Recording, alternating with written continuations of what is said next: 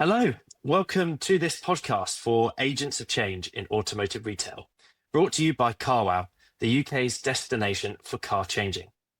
In this series, we're focusing on why sustainability initiatives are becoming critical growth drivers for automotive retailers, aiming to enhance customer loyalty and commercial success. From BEVs to ZEVs to working out if the juice is worth the squeeze on all things LEDs and solar PVs, you'll be hearing from leaders at the forefront of change across our industry. Together, we'll share our unique data, customer insights and experiences. We'll debunk common myths and provide clear, actionable steps for those of you who are interested in this journey. We're going to be your hosts. I'm Alex, Director of Strategy for Carwow and responsible for Carwow Group's sustainability and impact strategy. And I'm Sally, Chief Commercial Officer for our Sell My Car business, with a strong passion for sustainability and a very firmly held belief that the automotive industry, with its size, scale, and rate of change, will be one of the biggest drivers behind a sustainable future for the UK and beyond. So each episode, we're going to be joined by industry leaders who have paved the way for how to make their business flourish, whilst making the automotive industry more sustainable. Now, at the moment, every conversation we seem to be having with dealers, particularly over the last 12 months, we're hearing about those enormous P&L pressures that people are facing. So retail prices are under pressure, costs are increasing, wholesale prices are going up, and it's becoming harder and harder to manage margins between that. And so naturally, as a result of that, operational costs are coming under increased scrutiny. And it's in these types of circumstances that you typically start to see investments in sustainability take second place, and they almost start to get treated as optional. And in fact, we've seen a lot of businesses delay or start to defer anything that they might be doing in the ESG or sustainability space, particularly where there's no measurable or direct commercial impact. And so I've been very interested to meet Imran Khan, and welcome Imran. We'll introduce you in a moment. He's a co-founder and the operations director at Plugyy. And their work is really about helping businesses to invest in sustainable solutions that also drive operational cost savings. Imran's been working in renewable energy for over 15 years, and in his previous role, where I first met him, he was working as a consultant for Marubeni, heading up their EV charging and vehicle-to-grid innovation, the startup element of that, also supporting businesses across the UK and Europe in their e-mobility and net zero decarbonisation journeys. Imran, we're delighted to have you here. Thank you so much for joining us. Now, the first time I met you, you had just finished a really fascinating project at Nissan Norton Way. Can you give us a little bit of a sense of that project? Because from my perspective, it was a real glimpse into what the future might look like from a solar point of view and usage of solar in dealerships.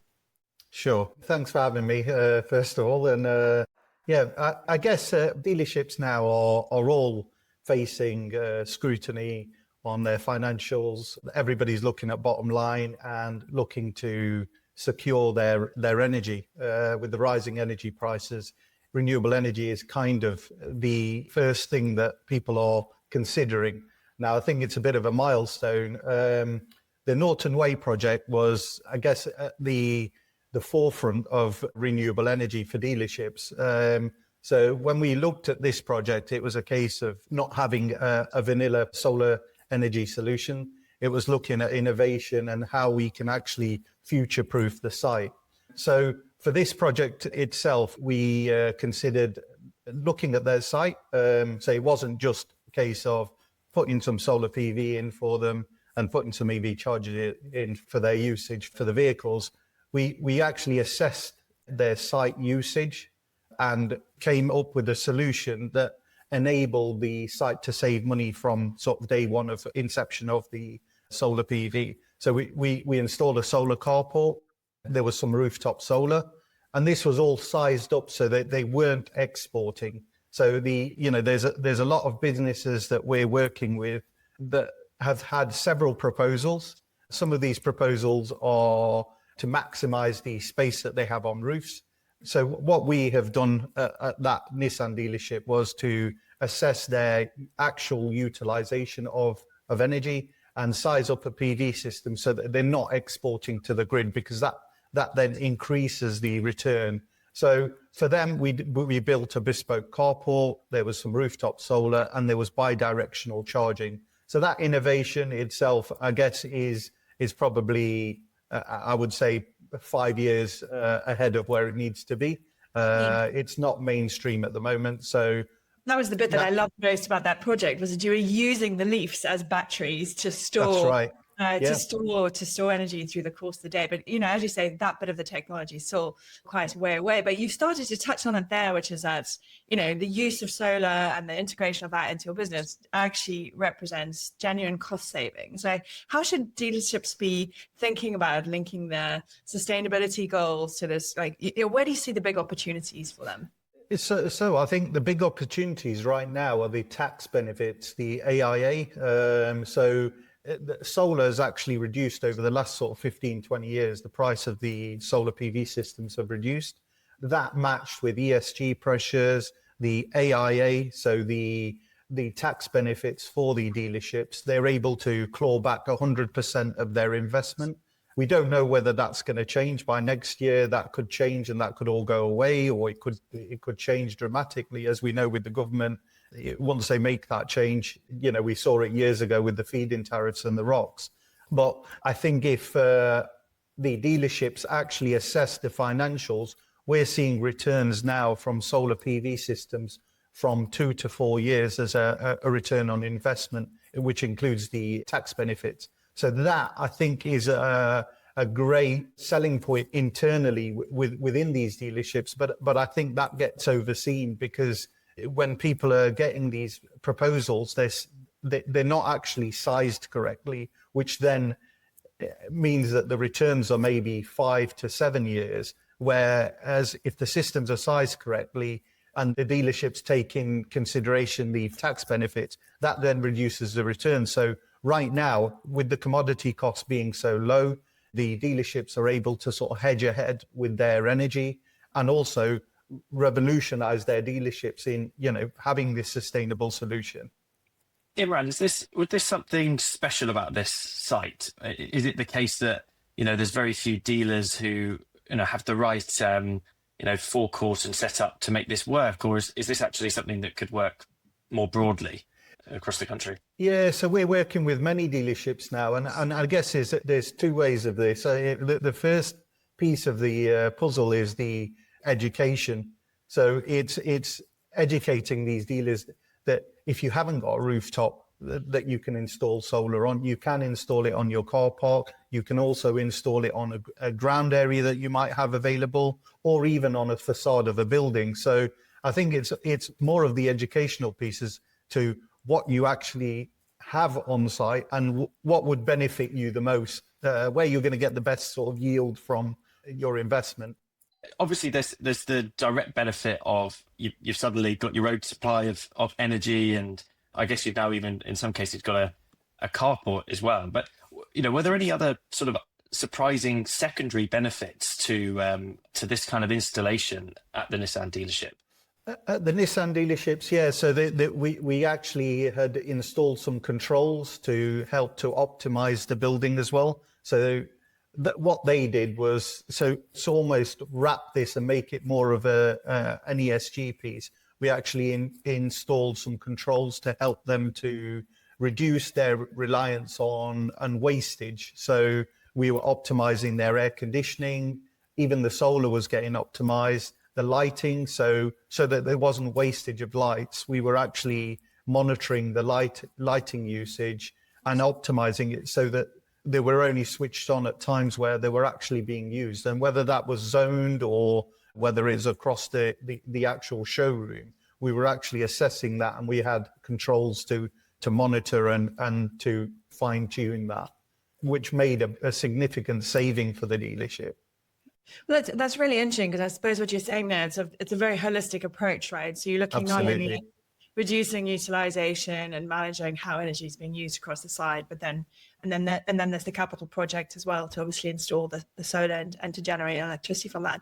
I imagine that most people listening to this will be thinking, okay, sure, but that's a lot of upfront investment that I need to make, and in a time in which I don't have a lot of capital to deploy, what are the options that dealerships might be considering for managing that initial capex upfront? Yeah, so I think there is several options available to them. I think the main one being there's corporate PPAs. So corporate PPAs are where somebody else, an investment fund, would fund the project and the dealership would pay the finance, if you will, over a set period. So they pay for the energy that's being produced by the solar. So they would still have an energy contract with an energy supply business, but then they would also have this corporate PPA contract for a set period. So that could be anything from sort of 10 years to 25 years. That's option one. But in order for that to be financially viable, you would have to, number one, you would have to commit to a long-term corporate PPA. Number two, you would have to have a good credit rating and be the guarantor for that period. Yeah. The other finance option is to capital fund it yourself. The benefits of that are, okay, you're front loading the capex for the project, but the returns are so quick right now with the commodities being so the cheapest they have been over many years. I guess over the last sort of 20 years, we've seen a fluctuation in solar panel pricing, and that's the main part of the PV system. Right now, they've stabilized and they're probably at the cheapest they have been for many years, which then means that the returns are probably the best that they've ever been. That matched with the tax benefits, probably in my opinion, I would say it's the best way of financing a PV system. You're getting a return from, in some cases, under 2 years to a maximum of, say, 4 years for a system that's not really exporting. That, amongst the other ESG benefits and securing your energy yourself, being your own generator, ticks a lot of the boxes for scope 1, 2, and 3 as well. And Imran, how future-proof are these setups? Because I'm sure the ZEV mandate is going to be on the front of many of our listeners' minds right now. And we're seeing that, well, I say steady, it feels faster and faster increase in electric vehicles that are going to be sold and therefore on the site of our retailers. Presumably that means we need more charging infrastructure, more energy demands. Is that all part of, your calculation? Is that all built in? Yeah, I think good point, actually. I think what we normally do is when we assess a site, so we tend to do things slightly different to some of the others. We'll assess, number one, the viability of what the client would need right now, but we also then future-proof that site. So we would say, we would look at the site and see what the sites are going to be doing in the next 5 to 10 years as well. So when we're putting in the grid applications, for instance, so when we assess these sites, we then have to go to the grid to seek a connection. When we're doing that, we look at what the site is using right now, and we then factor in the next 5 to 10 years. So when we're doing the grid application, we're future-proofing them. So if they have maybe a renewable energy of 50 kilowatts, for instance, right now, with 10 EV chargers, but the idea is that they've got 50 parking bays and lots of staff that are going to be adopting EV, then we would factor that in and say, well, okay, these chargers are 22 kilowatts right now, but the chargers may go to 50 kilowatts in the next 5-10 years. And that might be a demand from the manufacturers, which we've seen across several manufacturers now as a minimum requirement. They're asking for at least an amount of 22 kilowatts plus 25 or 50 kilowatt EV chargers, because there's that rotation of cars that are going through that need to be charged at 80% before they leave there. So we always factor that in. When we're doing the initial designs, we take in consideration the future of where EV is going, and that then has to be matched with the amount of load that you're going to add to the solar as well. And in some cases, we would consider battery storage as well if cars are being charged overnight as well. Great. Imran, we wanted to round up with sort of one last question, which was, thinking back on the work that you've been doing across the industry and some of these big projects we've been talking about, what would your advice be to those who are listening? And I guess from someone who, you advise someone who manages a dealer group and might be considering this, your kind of one big starting bit of advice?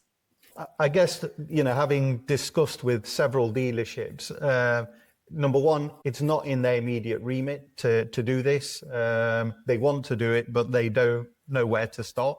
So I guess it's looking for a business that's able to provide them with that end-to-end solution, and that being a business that's going to provide that feasibility that they can stand by. So I think a lot of dealerships have stopped the process because they're either going to a consultant that's providing them with a feasibility study, and then they don't know what to do with that feasibility study, or they're getting 2 or 3 proposals and they're all different. So what we suggest is you go to a business that's able to do the feasibility, that's able to construct that, and to then able to manage that back-end system for the longevity of the project. And that's where we positioned ourselves within this market. We're able to do a feasibility study, but that feasibility study can then be taken to several developers to actually construct and build. And I think that's the key thing is, to find a business that's actually able to deliver the whole end-to-end solution. Mm. And for those who might be listening who are working in a dealer group, they might not be leading it, they might be in a leadership position, but they're passionate about sustainability and they want to encourage their dealer group leaders to get involved to explore this. How could they get started? What's the thing that they should be talking to their leadership about? Or what's the advice that you'd give them to try and engage their leadership with this topic? I think there's several things. The ESG is one. They absolutely need to look at that because every dealership will have their scope 2 and 3 pressures coming. The other thing is the EPC rating for the buildings. They're all going to be taxed based on their EPC rating, and solar's almost a quick win for them, not only financially but also with the EPC. So those are the sort of things that I think there's immediate pressures on those, and the viability of solar within that space matched with locking in the certainty of your energy, that should pay dividends to them. Fantastic. Thank you so much. It's been really enjoyable conversations. Fantastically interesting. So much advice and detail there in terms of being able to understand what's effectively quite a complex problem. And really grateful for your time, Imran. Thank you so much for joining. Thank you. Thank you. Thank you so much, Imran. Cheers. Okay, Sally, I thought that was absolutely fascinating, and so much that can be done in any kind of dealership. But what I sort of really took away from that is that whilst it could be quite a capital outlay, there seems to be a relatively quick payback.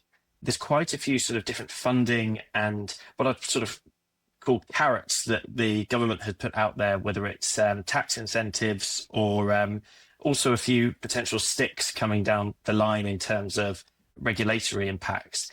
And that, with energy costs sort of continuing to climb, especially for our UK dealers, it feels a little bit like you're sort of taking control of your own sites and own premises. And I think that's a really exciting thing for the industry and for our retailers to be able to do.